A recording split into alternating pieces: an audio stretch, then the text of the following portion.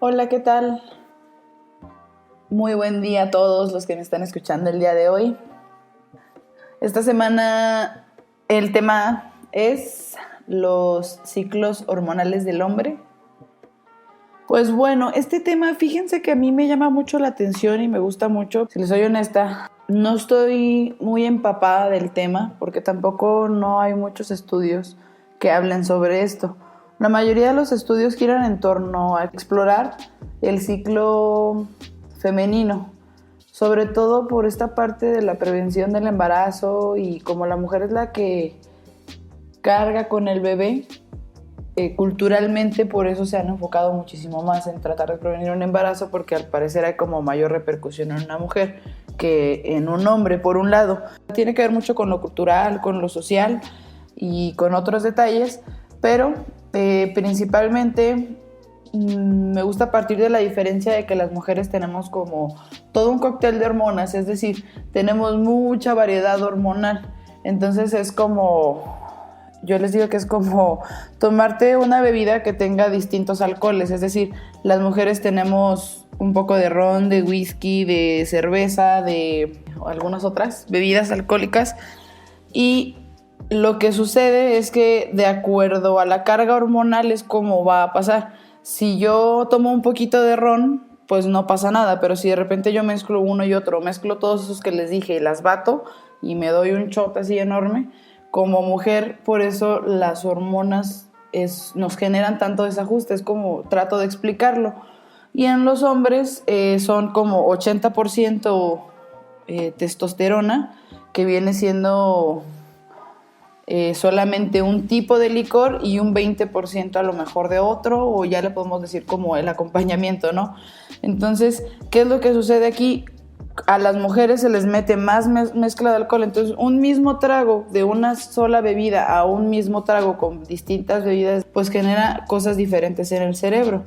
Y me gusta compararlo con el alcohol porque sí, generalmente las hormonas nos nublan un poco lo que son las decisiones y el cómo vivimos. Entonces por eso me gusta mucho compararlo así y sobre todo tratando de ejemplificar los picos o los desajustes que pudiera llegar a haber en el sistema hormonal tanto de hombres como de mujeres.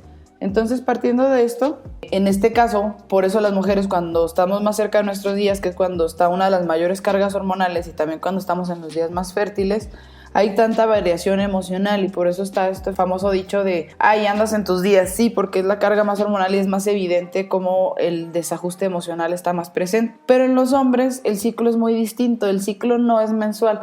De hecho, todavía hay muchos estudios, porque hay unos que dicen que dura 8 días, hay unos que dicen que influye al día y otros que dura de 28 a 26 días. Entonces, todavía no hay algo específico que se diga así es. Lo que sí está claro es que sí hay un ciclo hormonal. Se mueve mucho en base al ciclo circadiano. El ciclo circadiano es el que nos hace mantenernos despiertos durante el día y que nos dé sueño durante la noche.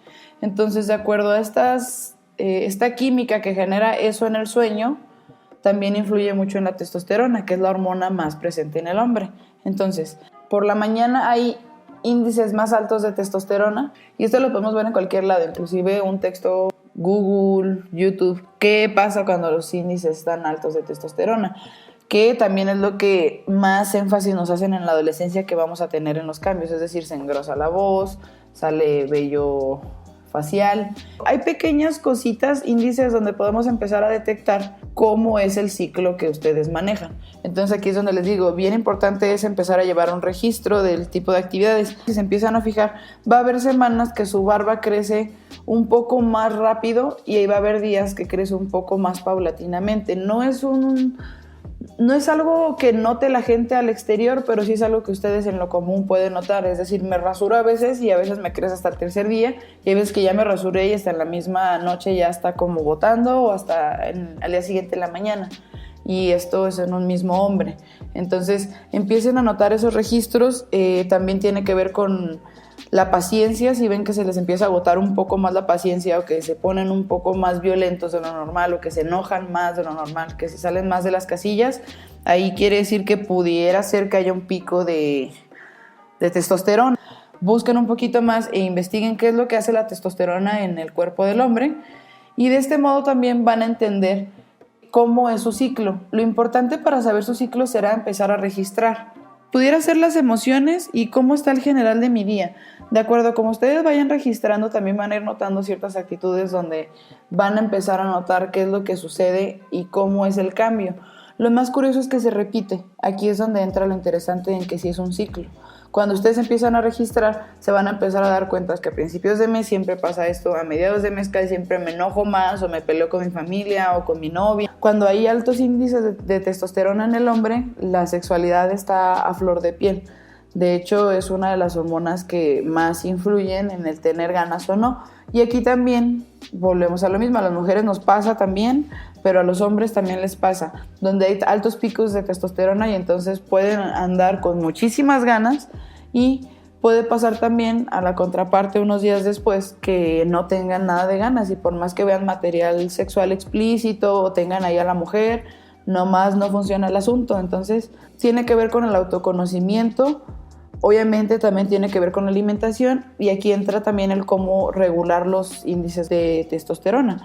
Primeramente, algo que acaba de aclarar es que la base de mi maestría, que es sexología, es psicología.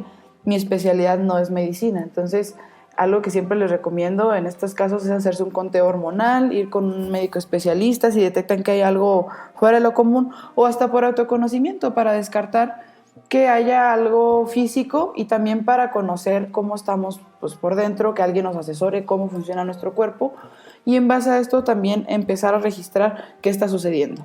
Y esto va para ambos, tanto hombres y mujeres. El ciclo menstrual femenino, les digo, está más explorado, hay muchísima más información. Si les gustaría que hablara de ese tema, me gustaría que me lo hicieran saber.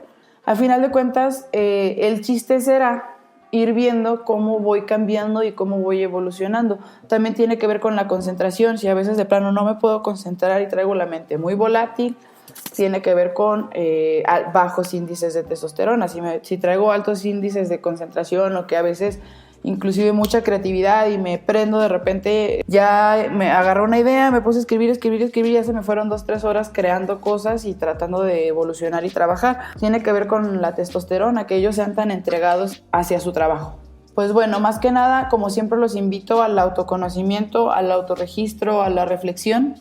En consulta obviamente podemos retomar esto con mucho mayor detenimiento, ver cómo influyen también las emociones, en cómo funciona mi cuerpo, si es hormonal, si es emocional, si es el ambiente, si a lo mejor es la etapa en la que estoy viviendo, porque las hormonas también influyen en las etapas, es decir, desde el vientre materno la testosterona tiene influencia, es una de las hormonas principales que influyen en la formación de ser hombre o de ser mujer y todas las diferencias que hay en el cerebro masculino como en el femenino. Los canales de comunicación en el hombre, por ejemplo, son más cortos y son menores y en las mujeres son muchísimos más los canales de comunicación y es por eso que las mujeres tendemos a hablar muchísimo más que los hombres.